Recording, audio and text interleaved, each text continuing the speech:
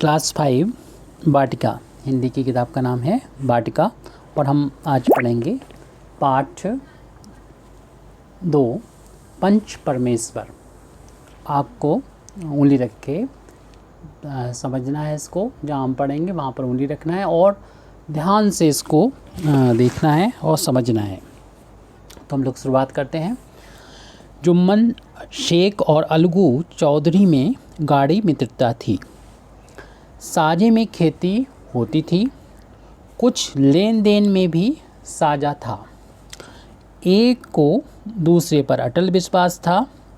जुम्मन जब हज करने गए थे तब अपना घर अलगू को सौंप गए थे और अलगू जब कभी बाहर जाते तो जुम्मन के भरोसे अपना घर छोड़ देते थे।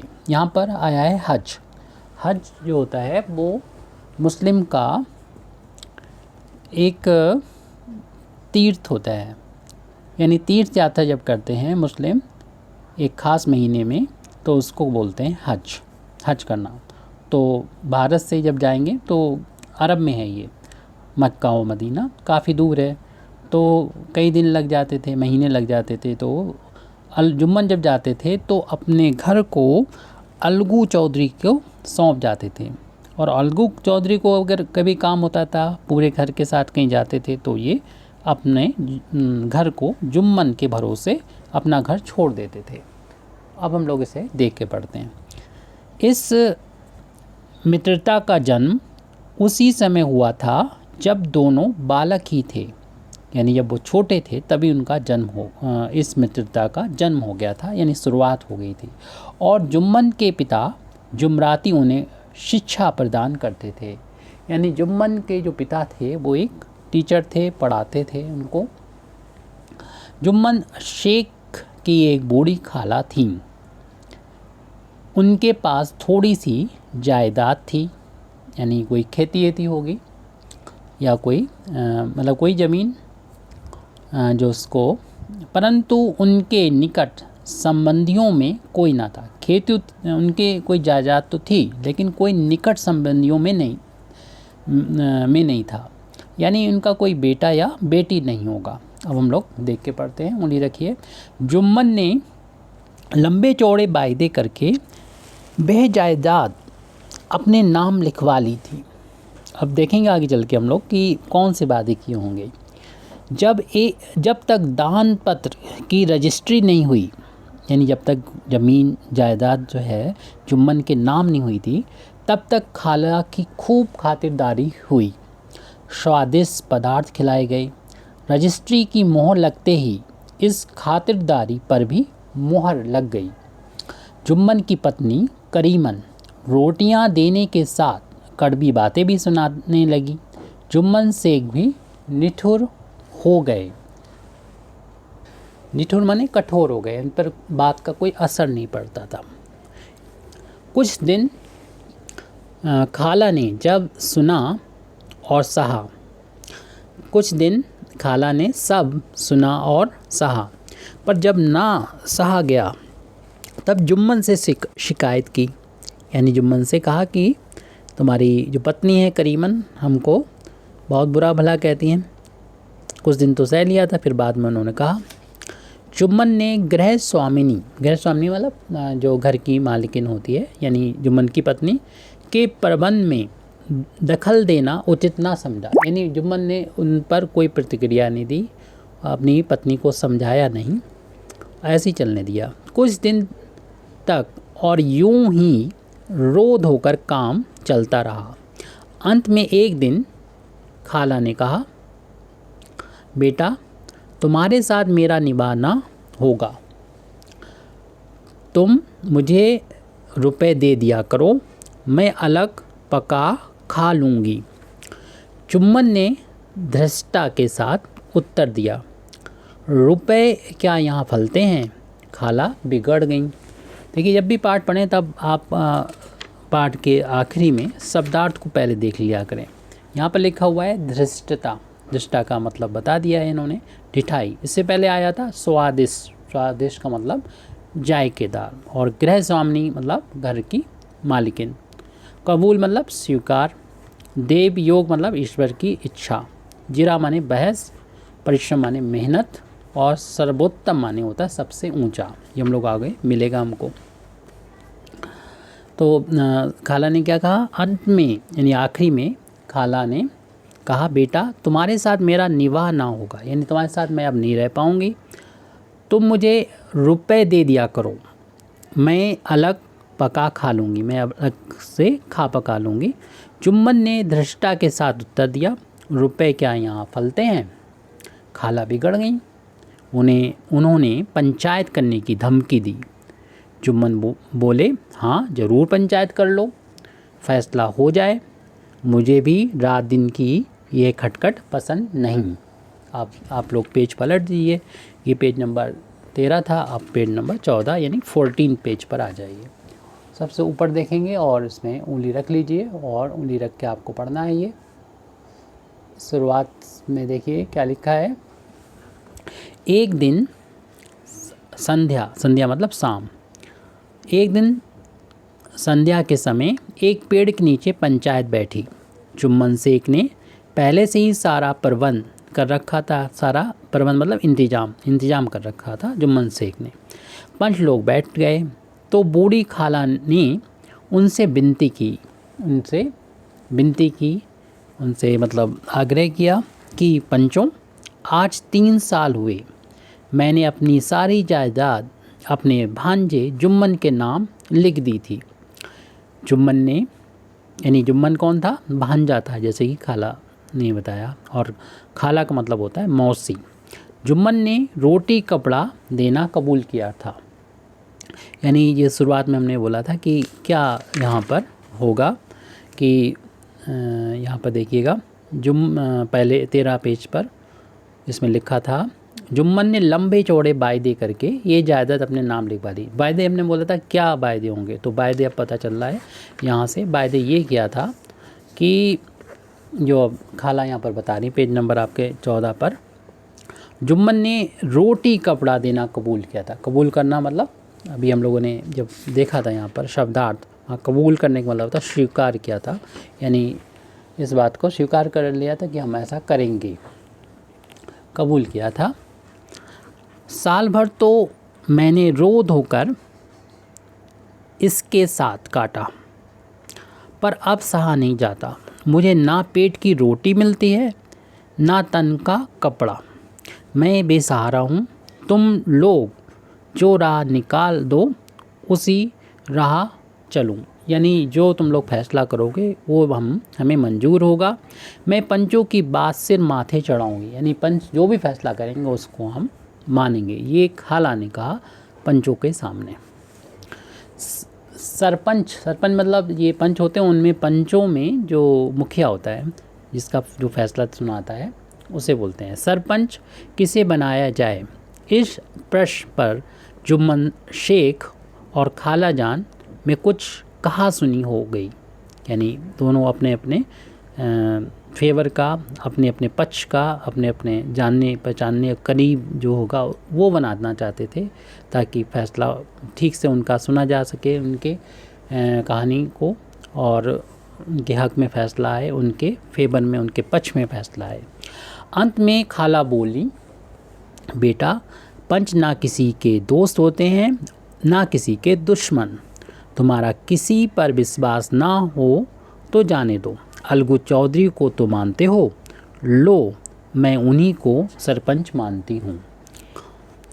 जुम्मन शेख आनंद से फूल उठे, क्योंकि जुम्मन शेख आपको मालूम ही है कि जुम्मन शुरुआत में हम लोग पढ़ा था कि जुम्मन शेख और अलगू चौधरी की गाड़ी मित्रता थी। तो जुम्मन शेख आनंद से फूल उठे, यानी उन्हें बहुत ज़्यादा खुशी हुई, परंतु मन के भावों को छिपा कर बोले, यानी इस चीज़ को उन्होंने इस उजागर नहीं होने दिया, लोगों को मतलब पता ना चले, मन के जो भाव थे छुपा लिया और बोले चलो अलगू चौधरी से ही, ऐसा बोला कि अलगू चौधरी से ही। लेकिन वो मन बहुत खुश थे कि अरे ये तो मेरा दोस्त आ गया बचपन का, ये तो हमारे पक्ष में ही फैसला करेगा। चलिए आगे पढ़ते हैं, देखते हैं क्या होता है। अलगू चौधरी सरपंच हुए। उन्होंने कहा शेख जुम्मन हम तुम पुराने दोस्त हैं, मगर इस समय तुम और बूढ़ी खाला दोनों हमारी निगाह में बराबर हो। यानी अलगू जिसको सरपंच चुना था, खाला और दोनों ने मिल के, यानी खाला ने कह दिया इनको मान लो। तो अलगू चौधरी ने जब सरपंच हुए उन्होंने फ़ौरन कह दिया, शेख जुम्मन हम तुम पुराने दोस्त तो थे, लेकिन इस समय जब ये फैसला देने वाले हैं, तुम और बूढ़ी खाला दोनों हमारी निगाह में बराबर हो। जुम्मन ने कहा, खुदा गवाह है आज तक मैंने खाला जान को कोई तकलीफ़ नहीं दी। अलगू चौधरी ने जुम्मन से जिरह शुरू की। जिरह अभी हम लोगों ने देखा था यहाँ शब्दार्थ में, जिरह का मतलब होता है बहस शुरू की, यानी उसके बारे में पूछा होगा। जुम्मन चकित थे कि अलगू को हो क्या गया है, यानी इस तरीके से बहस की होगी कि जिसका अंदाज जुम्मन शेख को नहीं होगा कि अलगू चौधरी हमसे ऐसे ऐसे सवाल पूछेंगे जो खाला के पक्ष में जो फैसला जाए। अभी तो ये मेरे साथ बैठे थे, अब इतने प्रश्न मुझसे क्यों पूछते हो। जुम्मन यह सब सोच ही रहे थे, ये नहीं कह नहीं रहे थे, ये सोच रहे थे कि अलगू ने फैसला सुनाया। जुम्मन शेख पंचों ने इस मामले पर विचार किया। उन्हें ये उचित मालूम होता है कि खाला जान को महाबार खर्च दिया जाए, बस यही हमारा फैसला है। अगर खर्च देना मंजूर ना हो तो रजिस्ट्री रद्द समझी जाए। तो देखिए इन्होंने कहा, अलगू चौधरी ने जब फैसला सुनाया और कहा, जुम्मन शेख पंचों ने इस मामले में विचार किया, यानी सोचा, और उनको ये उचित मालूम हुआ, उचित मतलब सही मालूम हुआ कि खाला जान को महाबार मतलब माह का मतलब होता महीना, बार माने जैसे कि महाबार का मतलब था हर महीने, हर प्रत्येक महीने खर्च दिया जाए, यानी हर महीने के बाद जो है खर्च हर महीने खाला को दिया जाए। और ये फैसला इन्होंने सुना दिया। अगर ये फैसला मंजूर ना हो तो आप जो रजिस्ट्री खाला जान की थी उसको फिर रद्द समझा जाए, यानी वो फिर रजिस्ट्री नहीं होगी, खाला जान जो है तुम्हारे नाम अपनी जायदाद नहीं करेंगे, जो हो चुकी है उसे वापस ले लेंगी। फैसला सुनते ही जुम्मन सन्नाटे में आ गए, यानी जुम्मन को बिल्कुल चुपचाप हो गए। उन्हें ऐसी उम्मीद नहीं थी कि अलगू चौधरी जो उनके बचपन के दोस्त थे वो उनके खिलाफ, उनके विपक्ष में फ़ैसला देंगे और खाला के पक्ष में फ़ैसला देंगे। अलगू के फैसले की सभी लोग प्रशंसा कर रहे थे, पर इस फैसले ने अलगू और जुम्मन की दोस्ती की जड़ हिला दी। यानी जुम्मन की और अलगू चौधरी की जो गाढ़ी मित्रता थी वो उसमें देख रहे हैं कि उसकी दोस्ती की जड़ हिला दी का मतलब जैसे पेड़ कोई होता है, उसकी अगर जड़ हिला दोगे तो फिर वो बिल्कुल गिर जाएगा। तो ऐसी ये फैसला ऐसा था कि अलगू और जुम्मन की दोस्ती की जड़ उसने हिला दी। जुम्मन को ये फैसला आठों पहर खटकने लगा, यानी दिन रात खटकने लगा। ये फ़ैसला जो है बार बार उसके दिमाग में आता कि अरे ये कैसा फ़ैसला हो गया, हमें इसकी उम्मीद नहीं थी, ये तो मेरे खिलाफ़ चला गया। वे इस ताक में थे कि किसी तरह अलगू से बदला लेने का अवसर मिले, यानी अलगू जो जुम्मन शेख थे वो अलगू से बदला लेना चाहते थे। फिर हम लोग पढ़ते हैं, ऐसा अवसर जल्द ही जुम्मन के हाथ आया। अलगू चौधरी बटेसर से बैलों की एक बहुत अच्छी जोड़ी मोल लाए थे। बटेसर एक जगह का नाम होगा, वहाँ से अलगू चौधरी गए होंगे और बैलों की एक अच्छी जोड़ी लेकर आए थे। दैवयोग से, दैवयोग अभी हम लोगों ने शब्दार्थ में पढ़ा था, दैवयोग ईश्वर की इच्छा, यानी ईश्वर की इच्छा ऐसी हुई, दैवयोग से जुम्मन की पंचायत के 1 महीने के बाद इस जोड़ी का एक बैल मर गया। दैवयोग से यानी ईश्वर की ऐसी इच्छा हुई, जुम्मन की जो पंचायत हुई थी उसके 1 महीने के बाद जोड़ी का एक बैल मर गया। अब अकेला बैल किस काम का, क्योंकि आपको मालूम है जब हल जोतना होता है तब 2 बैलों की ज़रूरत होती है। तो बटेसर से लेके आए थे अलगू चौधरी और 1 महीने बाद ये मर गया। गांव में समझू साहू थे, उन्होंने 1 महीने में दाम चुकाने का वादा करके चौधरी से बैल खरीद लिया। बैल जो था वो एक बैल था, उसको ख़रीद लिया। जो किससे ख़रीद लिया था? चौधरी से, यानी अलगू चौधरी से। समझू साहू ने नया बैल पाया तो लगे रगेदने, ना चारे की फ़िक्र ना पानी की। वह दिन में 3-3 4-4 खेपे करने लगे। एक दिन साहू जी ने दूना बोझ लाद दिया। बैल ने जोर लगाया, पर वह आधे रास्ते में ही धरती पर गिर पड़ा। धरती मतलब ज़मीन पर गिर गया। ऐसा गिरा कि फिर ना उठा, मतलब वो फिर मर गया। इस घटना को कई महीने बीत गए।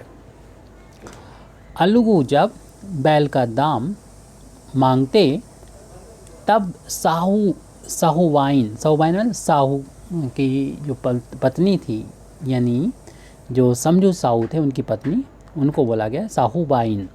दोनों ही झल्ला उठते, यानी नाराज़ हो जाते। ये तो उधार लेके आए थे। समझू साहू कहते मुर्दा बैल दिया था, यानी बैल तो मर गया तुम्हारा, मुर्दा दिया था, उस पर दाम मांगने चले हैं। ये उधार लेके आए थे। समझू साहू जो थे उधार लेके आए थे अलगू चौधरी से बैल को, क्योंकि अलगू चौधरी का एक बैल पहले ही मर गया था और एक बैल जो है वो अब ये लेके आए, तो इन्होंने काम ज़्यादा कराया से तब मर गया। इस तरह कई बार झगड़े हुए, पर साहू जी ने बैल का दाम ना चुकाया। लोगों ने साहू जी को समझाया, भाई पंचायत कर लो, जो कुछ तय हो जाए उसे स्वीकार कर लो। साहू जी राजी हो गए तथा अलगू ने भी हामी भर दी, यानी दोनों लोग राजी हो गए। हामी भर दी मतलब राजी हो गए ऐसे। उसी वृक्ष के नीचे पंचायत शुरू हुई। उसी वृक्ष मतलब जिस वृक्ष के नीचे खालाजान और जुम्मन शेख का फैसला हुआ था और अलगू चौधरी महासरपंच थे, उसी वृक्ष के नीचे पंचायत शुरू हुई। रामधन ने कहा, चौधरी बोलो किसको पंच मानते हो? अलगू ने कहा, समझू साहू ही चुन लें। क्योंकि समझू साहू को रामधन थे कोई, उन्होंने बोला चौधरी, यानी समझू ये अलगू चौधरी से बोला कि पंच किसे पंच मानते हो? तो अलगू ने कहा समझू साहू ही चुन लें, यानी अलगू ने कहा कि समझू साहू ही चुन लें। तो समझू खड़े हुए और कड़क कर बोले, मेरी ओर से जुम्मन शेख। क्योंकि जब इनको अलगू ने अपना दे ही दिया, कह ही दिया कि तुम ही चुन लो भाई, समझू साहू ही चुन ले, कोई दिक्कत नहीं। अब और इनको पता था, समझू साहू को पता था कि जुम्मन शेख और अलगू चौधरी में खटपट हो गई है खालाजान के फैसले के बाद, और जुम्मन शेख के मन में जो है वो बदले की भावना तो होगी। तो समझू साहू खड़े हुए और कड़क बोले, मेरी ओर से जुम्मन शेख। जुम्मन का नाम सुनते ही अलगू का कलेजा धक धक करने लगा। यानी पहले तो इतना अंदाज़ नहीं था, जब उनका नाम आ गया तो फिर वो डरने लगे कि अभी तो हमने कुछ महीने पहले तो इनके खिलाफ़, इनके विरुद्ध फैसला दिया था। फिर भी उन्होंने कहा ठीक है, मुझे स्वीकार है। अब हम लोग पेज नंबर 15 से पेज नंबर 16 पे आ जाएंगे। पेज नंबर 16 पे ऊपर पहुंच जाइए और उंगली रख लीजिए और यहाँ पर देख रहे हैं, चित्रों को भी देखते रहिएगा। ये बात का चित्र है लेकिन इससे पहले वालों को देख लीजिएगा। हाँ, शुरुआत करते हैं हम लोग। सरपंच का आसन ग्रहण करते हुए जुम्मन में अपनी जिम्मेदारी का भाव पैदा हुआ। यानी जुम्मन जब सरपंच बने, आसन ग्रहण किया, यानी बैठे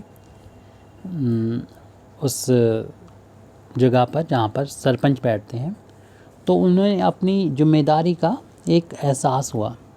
उन्होंने सोचा, मैं इस समय न्याय का सर्वोच्च आसन पर बैठा हूँ। मैं इस समय न्याय के सर्वोच्च आसन पर बैठा हूँ, यानी सबसे जो मैं कर दूंगा फैसला वही सबको मानना पड़ेगा।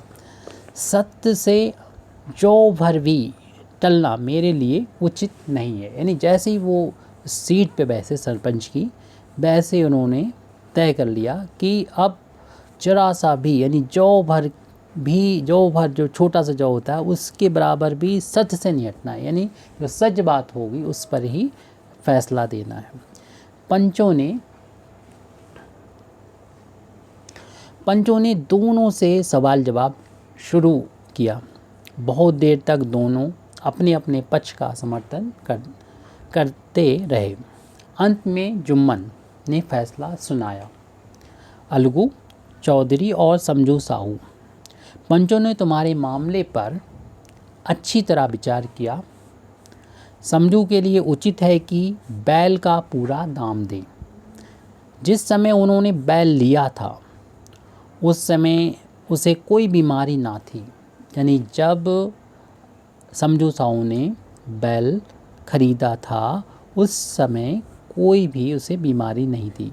बैल की मृत्यु केवल इस कारण हुई है कि उससे कठिन परिश्रम लिया गया और उसके दाने चारे का प्रबंध नहीं किया गया, यानी समझू साहू ने उससे खूब काम लिया और ना ही उसे खाना पानी नहीं दिया और कठिन परिश्रम कराया उससे यानी बैल से। अलगू चौधरी फूले ना समाए, यानी बहुत ज़्यादा फूले ना समाए मतलब बहुत खुश हुए अलगू चौधरी। उठ खड़े हुए और ज़ोर से बोले, पंच परमेश्वर की जय। साथ ही सभी लोगों ने दोहराया, पंच परमेश्वर की जय। जय माने विजय यानी जीत। थोड़ी देर बाद जुम्मन अलगू के पास आए और उनके गले से लिपट गए। अलगू रोने लगे। यहाँ पर देखिए चित्र सामने से सब लोग खड़े हो गए और ये दोनों गले मिल रहे हैं, अलगू चौधरी और जुम्मन शेख। अलगू रोने लगे। इस पानी से दोनों के दिलों का मैल धुल गया। मैल धुल गया मतलब जो मित्रता थी उसमें जो कड़वाहट आ गई थी, यानी उसी को मैल बोला गया है। और पानी का मतलब जो आंसू थे, जो आंसू निकले उससे दोनों के दिलों का मैल, यानी उनके बीच में जो बुराइयां आ गई थी वो दूर हो गई। मित्रता की मुरझाई हुई लता मतलब बेल होती है, फिर से हरी हो गई। जो मित्रता की मुरझाई हुई लता, यानी यहाँ पर मुंशी प्रेमचंद ने जो मित्रता है उसको मुरझाई हुई लता से क्या कहना चाहिए कि कंपेयर किया है, इसे तुलना की है। यानी मुरझाई हुई लता जो होती है कभी कभी देखते हैं हम लोग कि वो दोबारा से हरी हो जाती, ऐसी जो मित्रता थी वो दोबारा से हरी हो गई। ये पाठ लिखा था प्रेमचंद ने। इन्हें कहते हैं मुंशी प्रेमचंद, इनको बारे में हमें पढ़ लेना चाहिए। प्रेमचंद सन 1880 में इनका जन्म हुआ था, इनकी मृत्यु हुई थी 1936 में। हिंदी में कथा सम्राट के रूप में जाने जाते हैं। इन्होंने हिंदी तथा उर्दू में लगभग 300 कहानियाँ तथा अनेक श्रेष्ठ उपन्यासों की रचना की। इनके उपन्यासों में गोदान, गबन तथा कहानियों में ईदगाह, पूस की रात, दो बैलों की कथा, कफन आदि प्रमुख हैं। मानसरोवर इनकी कहानियों का संग्रह है, यानी जितनी भी कहानियाँ उन्होंने लिखी हैं सबको एक किताब में इकट्ठा कर दिया गया और उस किताब का नाम रख दिया गया है मानसरोवर, उनकी कहानियों का संग्रह है। इस तरीके से ये पाठ आपका कंप्लीट हो गया।